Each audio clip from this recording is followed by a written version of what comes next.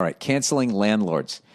Dear Bill, my girlfriend recently got active in politics. Occasionally she says stuff that makes no sense because it's secondhand information from memes. Well, yeah, if that's what you're using for your fountain of information. But who am I to judge? I just Google. I read the first article like most people. Once I had to explain to her how Congress worked because she insisted bills don't go to Capitol Hill. Oh, boy. I even sang her the song. She admitted to being wrong. Well, that's a big thing for an adult to do. And we agreed that for argument's sake, we, parentheses, she, won't quote internet facts. Oh, man, this relationship, somebody's going to have to give here. Either you're going to have to give into her tinfoil hat reactionary, like I said, Google it, read the first article, research done, or she's going to have to come your way. And it's going to be torture for both of you. All right, cut to this week. She's saying that we need to cancel landlords. I had to try and gather myself to explain to her that her father was a landlord. He has a business and owns the building, but rents out office space on the other side. She said, quote, "That's different." Oh, boy. She started spouting off all these bullshit facts that I traced back to a Teen Vogue article. Oh, wow, dude, you are a cunt. So you write this shit down and then look it up and, God bless you, sir. You have both of your balls firmly within your grasp in this relationship that you're going to fucking take her you're going to take her down to the mat like this. All right. I'm 26 and she's 24. I just don't understand how you can rationalize that renting out residential or commercial space is like slavery. Also, aren't cities with stupidly high rent prices mostly blue? Well, let's go through them. Certainly everything out here in L.A. is a weird city, man. It's red and blue. People don't realize that because all they do is pay attention to Hollywood. But it gets deep red pretty fucking quick, and it gets deep blue pretty fucking quick. And obviously, if you're near the Hollywood sign, and I don't even know about that. It's just that anybody who is red in Hollywood knows enough to keep their fucking mouth shut. Anyways, we don't live together, so I'm probably going to break up with her in a few weeks. Yeah, you're definitely going to. I'm going to send her a meme about canceling girlfriends. Because for me, that's an important cause. Go fuck yourself. Love you, Bill. You know what I loved about this guy is he had a problem. He faced it. He realized there was no solution, and now he's going to address it. This man is going to be successful in life. This is what it is. He saw a problem. He tried to bring the horse to water. The horse would not drink. He sent it to the glue factory, and he's moving on. That's how you do it. He didn't adopt it. He fucking put it down. I love it. I love that whole story. Provided, that was just your side of the story. Why would you cancel landlords? You know what I mean? You guys are reminding me of the people that wanted to legalize weed. Remember that? Legalize weed, man. It's a source for paper. You can make jackets and you can make solar panels out of it, man. Now it's legal. What are they doing? They're just trying to figure out ways to get you more fucked up. Here's a way to be high, but you can actually hold a baby with this strand. This strand right here, you're just going to stare at the wall for fucking 3 days. It's like, where's the paper? Huh? Where are my green hemp fucking Crocs?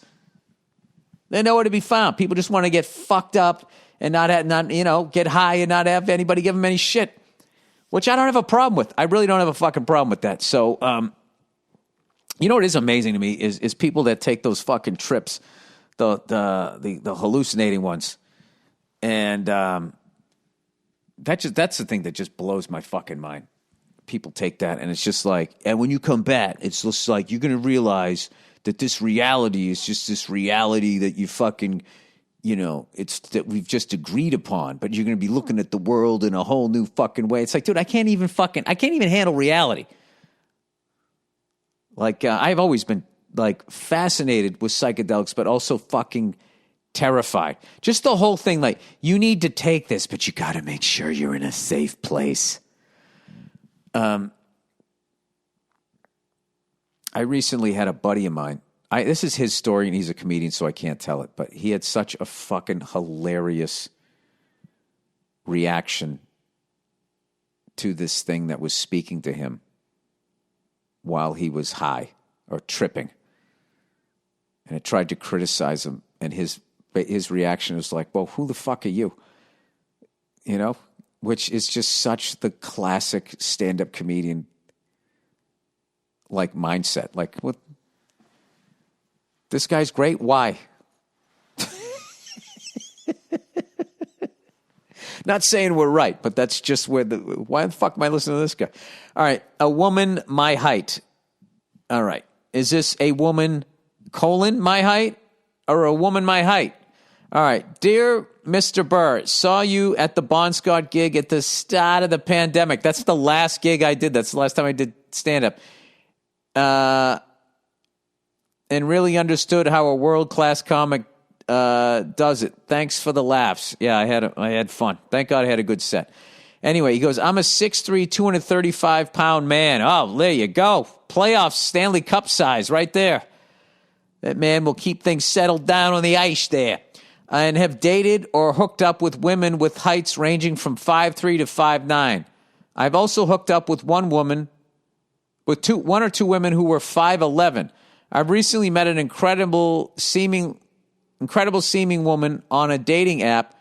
We've spoken over the phone, message a lot, and are getting along wonderfully. Okay, where could this go wrong? We're being hesitant on hanging out because of the pandemic, but might do a sort of social distance date if we both test negative. You know, my wife, my smoking hot wife, was actually saying the other day, she said, is the COVID test the new AIDS test? Because back in the day when we were coming out, that was a big thing. Have you been tested? All right. Judging by her photos and her social media accounts, she's plenty beautiful. The only thing is she's 6'2". I'm open to trying something different and even excited by the idea. Yeah, who the fuck would want a giant woman? That'd be fucking great. I wouldn't have a problem with that.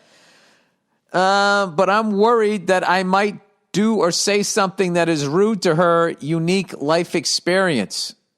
I'm also a bit nervous because all of my cool guy moves and swagger have been in some way shaped by the fact that I typically tower over girls. Sir, this is great.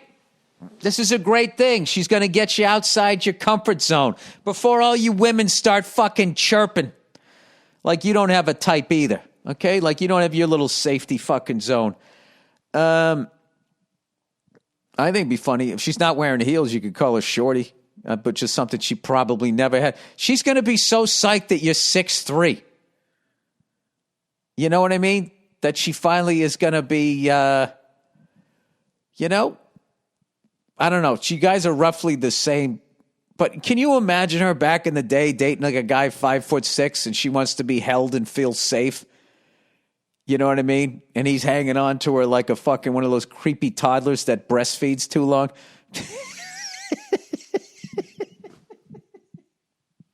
By the way, I got to look that up. I don't give a fuck at this point. That's going to be my excuse when the feds come in. We'd like to talk to you about your search engine. Hey, do a podcast with no guests. What the fuck am I supposed to do here? At what age is it creepy to still breastfeed? Oh, man, they got to do this on Steve Harvey's show there, The Family Feud. The Mayo Clinic website states that children are weaned off on an average between ages 2 and 4. What the fuck? You listen, nobody remembers what happens to them when they're 3. You can't remember. You do not need to remember hanging on your mom's boob. You don't want to do that. And in some culture, extended breastfeeding continues for a couple of years past that. While the American Academy of Family Physicians recommends breastfeeding past infancy and gradually weaning off at no precise age. All right, here's a great article. Breastfeeding a 3.5-year-old isn't creepy. It's hilarious. I was on the couch feeding my newborn second child when her oldest sibling snuggled up close and asked, Mama, can I have some too? She's almost 4. I don't want to read this. Oh my God. Gross. I'm just reading the dialogue. She can't say milk. She can only say Mao. Can I have some Mao? And she goes, Mao is for babies. The kid said, please, just a teeny sip. She said, no. Hey, no means no, you little shit. Get away from her tits. She burst into tears. Dismayed, we were back here again after a long, arduous weaning process. She didn't self-wean as I expected, and in around a year, 15 months, 18 months, or 2, I thought, she didn't wean as I expected, around a year, 15 months, 18 months, or 2. I thought of my own mother's claim that I self-weaned at 8 months in our conversation surrounding my extended breastfeeding. Going to let her breastfeed till she goes to college, she chided. I said her frozen baggies of milk are in a care pack. I don't want to read this. I don't want to read this. You know what? I don't feel comfortable reading this. I apologize for looking that up and putting that shit in your fucking... Oh, my God.